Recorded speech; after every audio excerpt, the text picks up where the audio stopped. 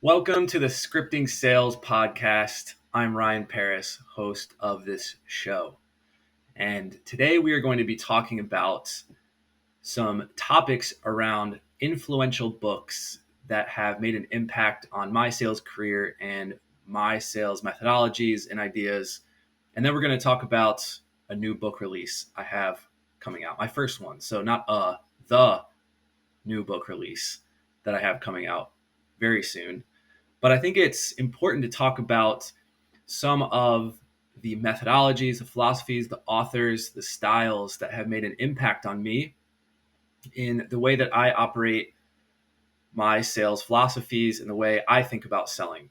You know, when you're early on in selling, you learn a lot through experience. And I would even argue that one could read no books on selling and still be an excellent salesperson.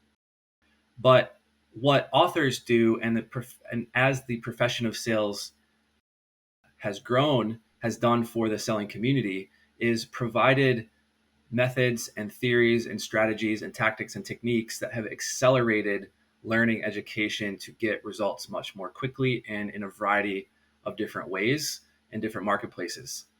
So that's what I love about reading, is finding someone else's results and success and learning from them and applying it to my own methods.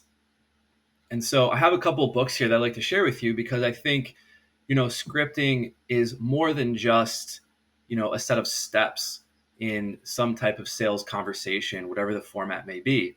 There's a lot of theory and philosophy and ideas that go behind scripting and conversations. And so one of the books that has made a really big impact on me from the beginning is a book that I read early on, just generally about business, called Good to Great by Jim Collins. It's a pretty widely known book if you haven't heard about it, but it really is about what some of the most successful companies have done to be successful.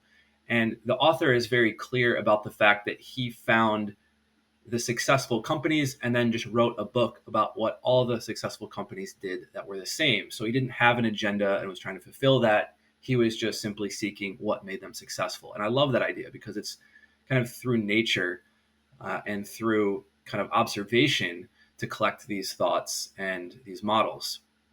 And one of the models that he identified was something called the flywheel effect. And this had to do with a continuous improvement process. So in this book, Good to Great, he talks about this 4-step flywheel cycle where there's this continuous improvement of a business, right? And actually, I'll open it up to just give you the 4 pieces real quick. It's step forward, consistent with hedgehog concept, which is a different concept within the book, accumulation of visible results, people line up, energized by results, flywheel builds momentum, and then it's back to step forward, consistent with hedgehog concept. And this continuous improvement has been around for a long time. There's a lot of other different types of books and models around continuous improvement, such as, I think it's called Kaizen. It's a Japanese model for continuous improvement. This is kind of has existed in business for quite some time. But this had an impact on me because, this model around continuous improvement was right around when I started my career and began thinking about beginning a business. And anything that we do has to be continuously improved upon. Otherwise, we can become stagnant. There's a quote out there that says something like, if you're not thriving, you're dying. And I think that is an excellent mindset for business because you always have to be a cut above when you're dealing with competition and all the exterior factors that are at play that can threaten you. And so when we look at sales conversations and sales as a profession and as a channel, we have to look at how much, there is to learn. Conversions aren't ever going to be 100% always for all of your metrics. And so that always provides the opportunity to learn how we could have adjusted, how we could have adapted, and how we could have gotten better results. And so I think applying that to any type of model is imperative just as a baseline before you even think about what's within the model or the execution of that model. Another book that has had an influence on me, and this is actually after some training from my superiors early on, but was also kind of clarified and I guess gave me confidence in the way I was going about things was the challenger sale. And so this is one that has, I think, made an impact in the sales community as a whole because it really paints a picture around the type of salespeople that are successful and throughout poor economies or good economies. And in this book, they talk about a few different types of salespeople. They've classified through some larger studies, and they classify them as the hard worker, the relationship builder, the lone wolf, the reactive problem solver, and the challenger. And what I like about the challenger is it fits really well when you're dealing with outbound.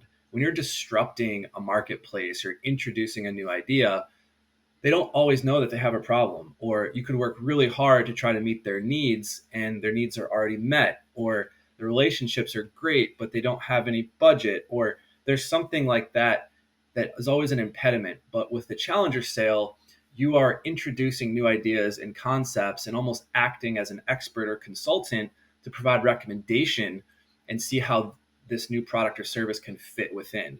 It says here, challengers are assertive. They tend to press customers a little, both on their thinking and around things like pricing.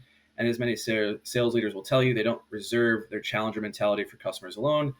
They tend to push other folks throughout the company, not in an annoying or aggressive manner, mind you.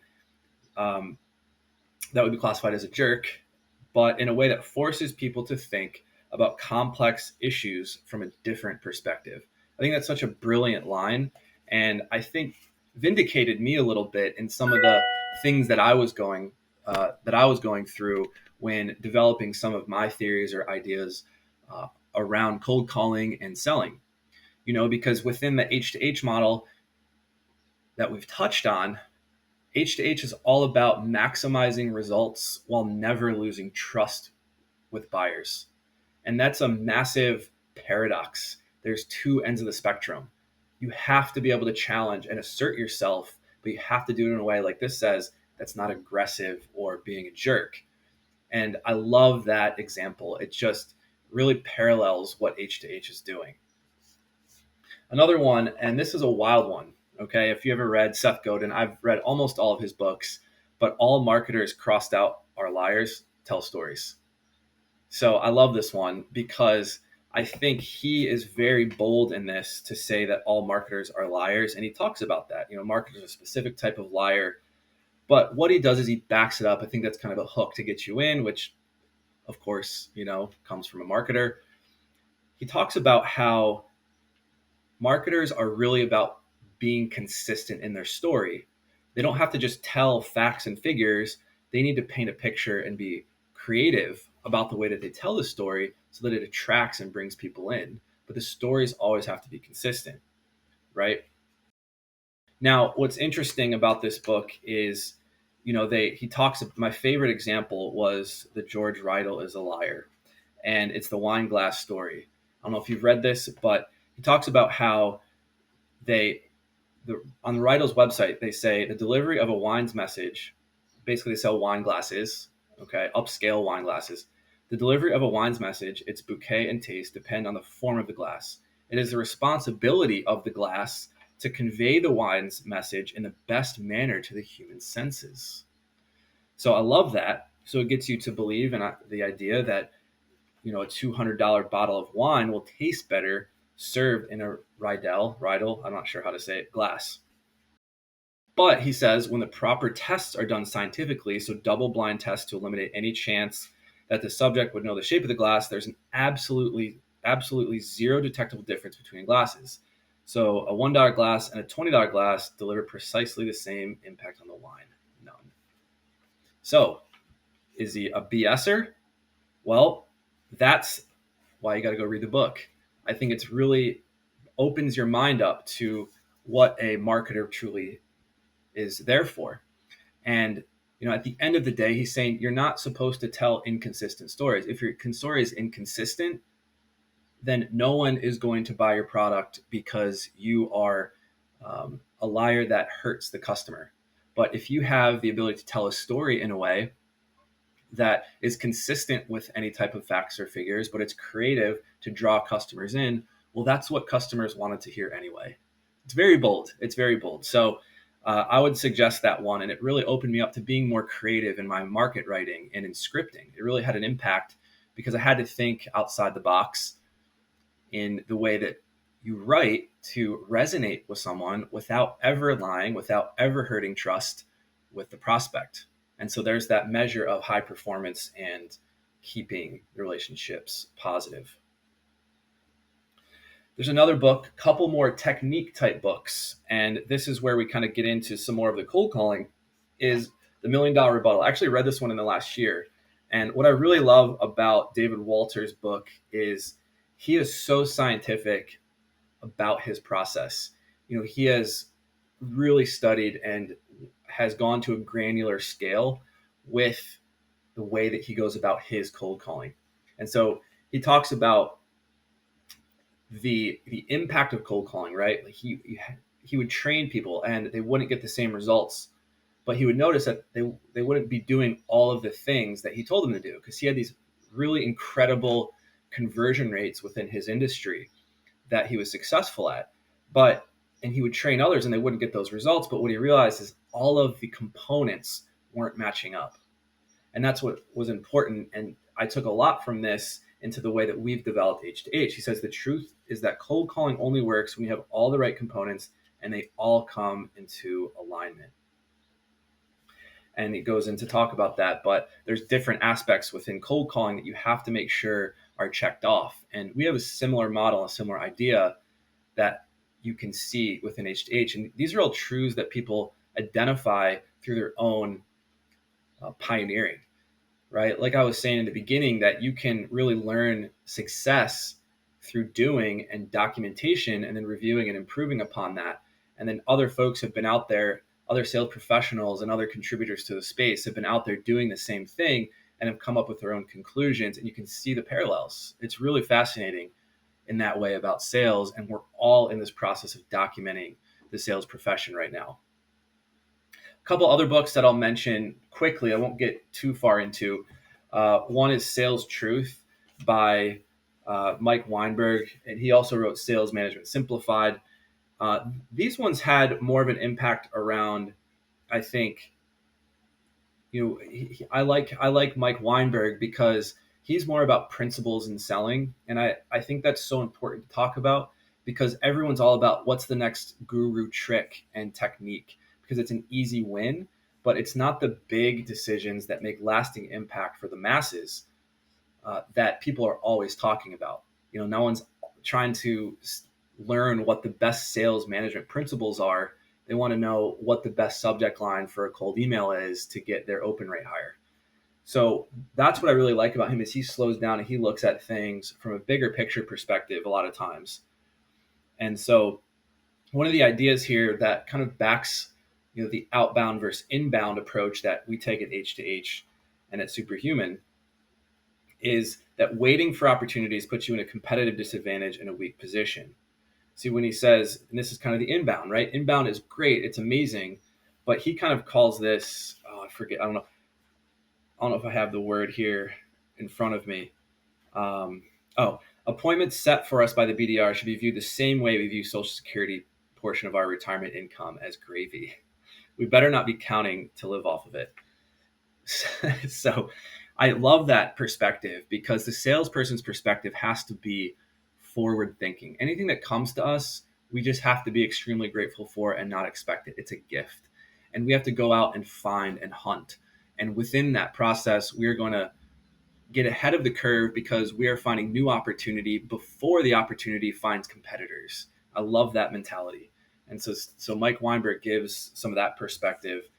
And also with Sales Management Simplified, talks about how a great sales culture makes a massive impact on the performance of a team. And he actually quotes a company based in Philadelphia, not mine, I wish, but I love that because that's where I live. And I love the hardworking nature of the people around here.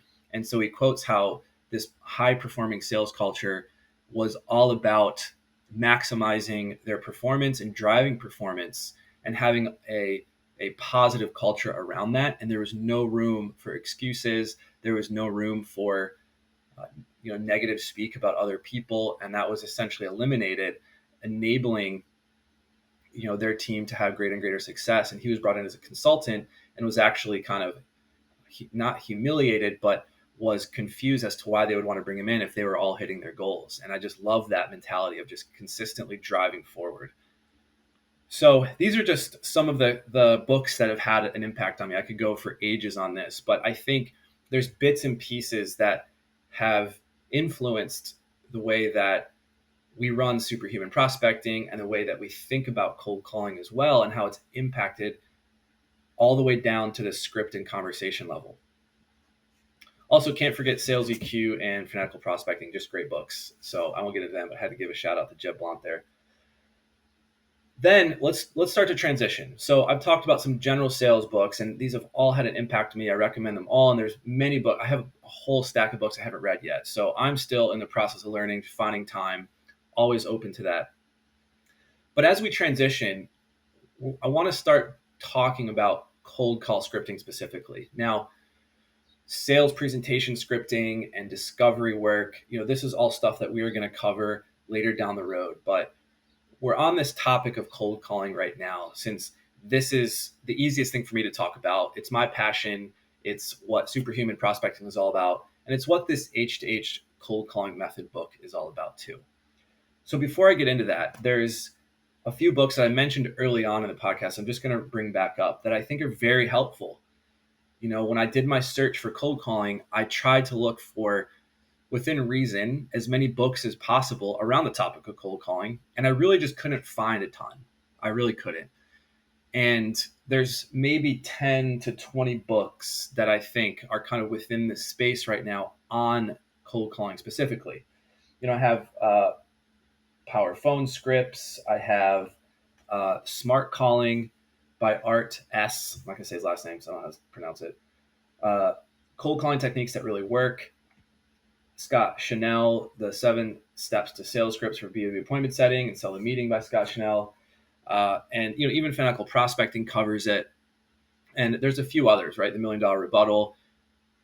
One of the things that I've noticed about these is that they've really helped with technique in converting. Right? Within your own industry, you adapt to your industry, you adapt to your market, and you're going to get some nice techniques. You're going to learn about questions. You're going to learn about ledge statements or bridge statements. You're going to learn about objections and responses. Objections by Jeb Blount is a great book as well that I'm actually just finishing. But all of these have a lot of techniques. They have ideas and ways to go about different parts of the conversation. And some of them even give structure. They give components. They give bullets.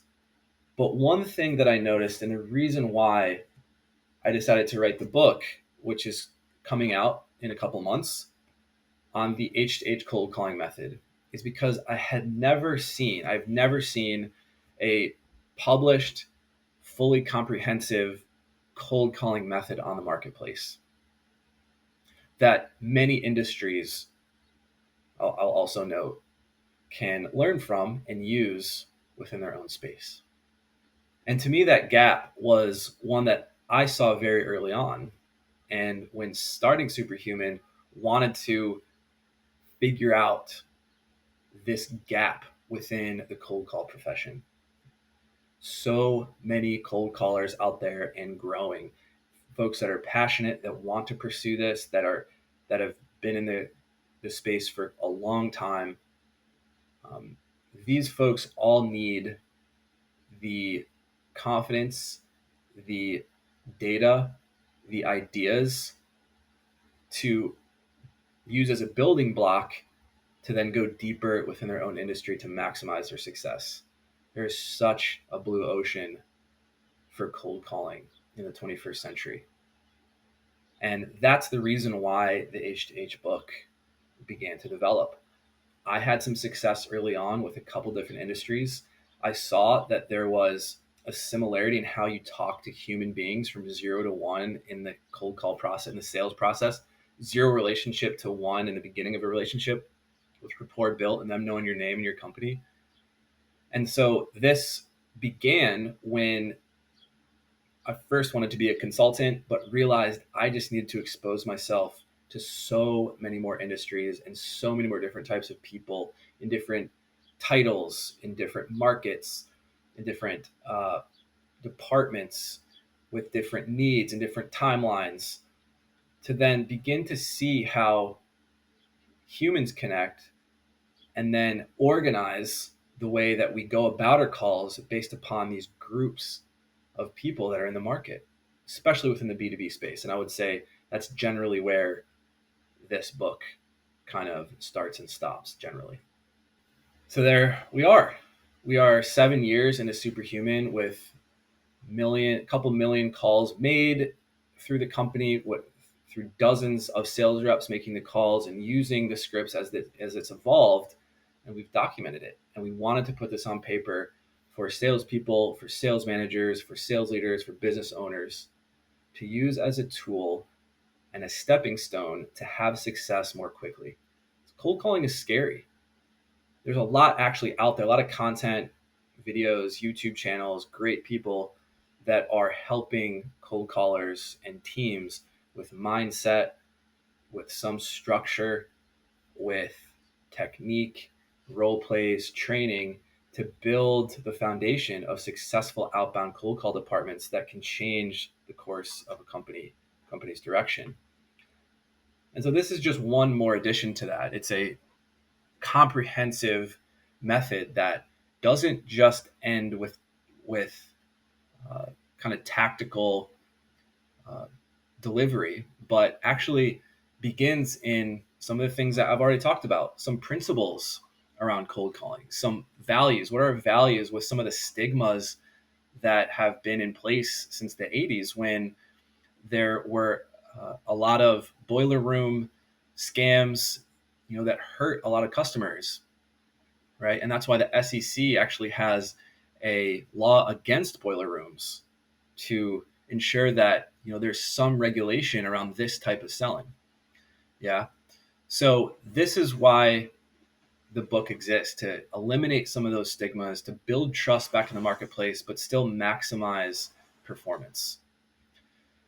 So the book talks about, and I'll tell you from the beginning, that the book is about the purpose of a cold call and then drives in deeper from there. So if you don't have a value system and a purpose for a call, then when you get into situations with people, and it can sometimes feel abrasive or it can feel negative, which is why people don't like it. You're calling a stranger and asking them to go to a next step with you on a product that you offer. It can be a very strange and awkward conversation. And so how do you have the right value systems? Because in the moment, you might say things that you don't mean, or you wish you could take back, or you might hurt a relationship without even realizing it by a kind of coincidental or incidental bait and switch technique that you didn't realize had a negative impact. So this is exactly why the H2H cold calling method book exists, is to provide that philosophy, those strategies, and then drill down into different script frameworks. We actually have 3 different frameworks that we go into, right? So it starts philosophical and the problem with cold calling over the last 40 years, and it goes into some general solutions, like what do we do about this? We establish a value system, we establish a philosophy for calling, and then we look at some strategies, right? Some theories about the actual calls themselves, and then go even deeper to a granular level around the different structures based upon the markets that we're calling, that can give us a better foot forward in the conversion rates that we have, and then some examples by the industry. So it's a fully comprehensive book around cold calling that's relevant, being used today and continuously evolving as we get more information and we experience more conversations with prospects. So I'm excited for this book to come out, and I wanted to mention that in this podcast because it is very related to the scripting topic, and I'm sure we will talk about this more later in future episodes. But I wanted to give you the little teaser, and I hope that you see how other people are involved with this. This is a massive push in this moment of time right now to advance the selling profession and give it not only credibility, but efficacy and a ultimate goal of impacting people, impacting businesses positively with the products and services that are out there that can deliver value and increase the standing of some other company's business. Thanks for tuning in to this episode. I'm excited to release the book. I'm excited to talk with you more about some of these topics. Please like, subscribe, comment. I love this topic. If you have things to say, if you have suggestions, other books, let's go for it. I want to hear them. Thanks for joining. We'll talk to you next time.